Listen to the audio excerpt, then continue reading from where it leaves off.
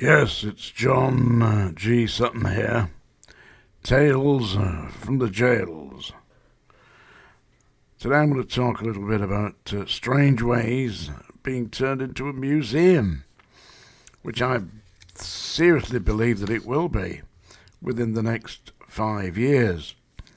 There is a plan, it's called Operation Vulcan in Greater Manchester, the Greater Manchester Council, that are going to demolish all the area around Bury New Road near Strangeways and up Cheetham Hill Road, flatten the area and rebuild it into a modern money-making complex.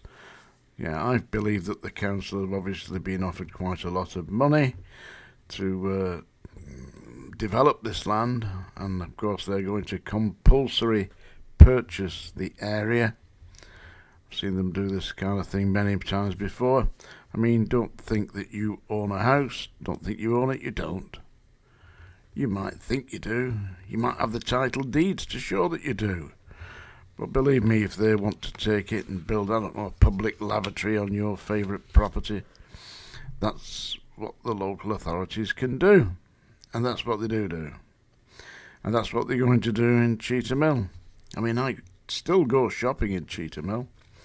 Down Cheetham Hill Road, there's a big, like a warehouse complex there.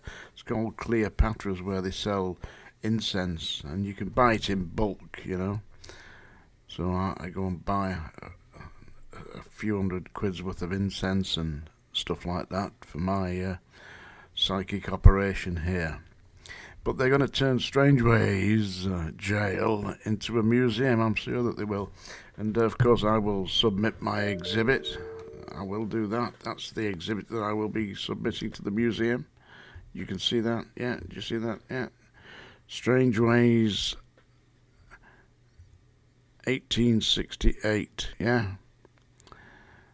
The Tower lightning conductor. That was the original lightning conductor from the tower at Strangeways that was placed there in 1868. And it's got my name on the bottom, Prison Officer John Sutton, because I collected that when they refurbished the tower in 1979. Plus, of course, I'm in the documentary Strangeways, which was also filmed in 1979. And don't forget, folks, I've written a book about it. Yeah, which you can get on Amazon. I'm in the process now of writing the second book, which tells a story about how I tried to form a trade union to represent non-supervisory grades of the prison service. Because it must be quite obvious to anybody who's a worker who's out there in a trade union that you wouldn't appoint your managers to run the union, would you? Why? Because if you've got any representations to make about your position, then who would you make them to? You go to your trade union. But if your trade union is run by the management, in other words, the people who are appointing you to the position that you're complaining about, what bloody chance do you have? None. Yet the prison service, that's how it runs. Well, it was run by the government, really, wasn't it? Yeah, it's their little baby. Yeah, I know it is, because I caught them defrauding the members of the union. I think it was 1980. What the Prison Officers Association did, believe this or believe it not, you can check it out. It's in the papers. Yeah, and it was reported in the Telegraph by a journalist called Peter Sandrock. Yeah, look him up. And what they did was they handed themselves hundreds of thousands of pounds from the funds of the trade union and lent it to the executive committee as loans. This is at the time when mortgage rates were at 15%. And they lent the money to each other at, I don't know, 3%, 2%, whatever it was. Will they ever pay it back? I don't know.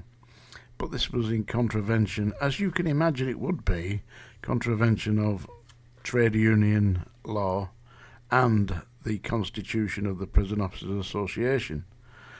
And when I approached the chief officer, the number one chief officer from Dartmoor was the treasurer of the Prison Officers Association.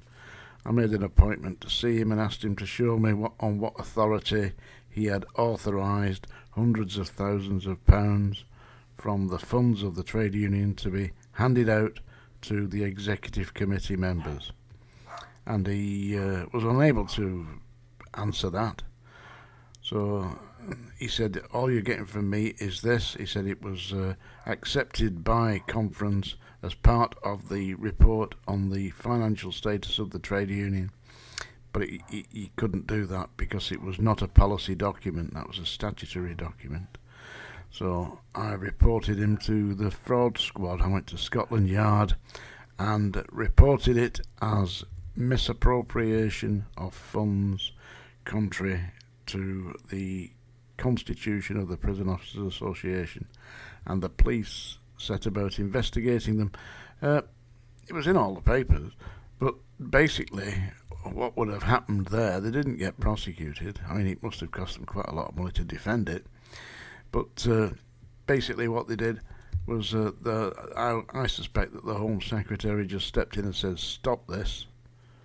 Can't have the Prison Officers Association being prosecuted in court.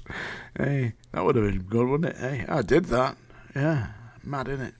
Anyway, I believe that they're going to turn a lot of these old prisons, like Strangeways, possibly, I don't know about Wormwood Scrubs. I mean, that's just slightly out a bit, isn't it? But it's still in a very prime location.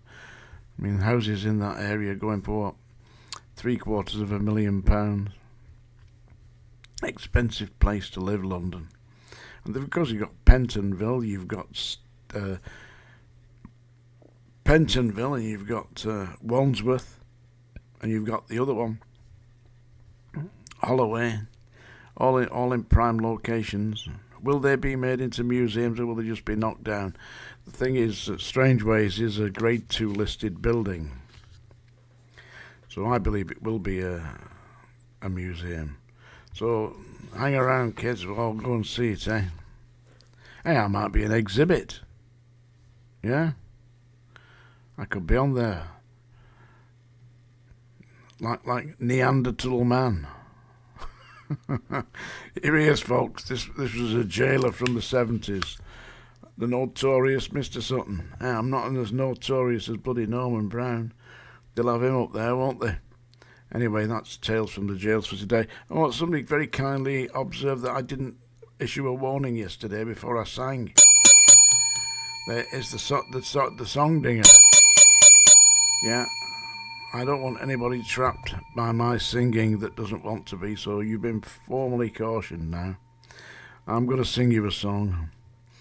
This was done by the Ink Spots, actually, but also by that comedy duo from It Ain't Half Hot Mum. Do you know you never see repeats of It Ain't Half Hot Mum on TV? Because they reckon it's racist.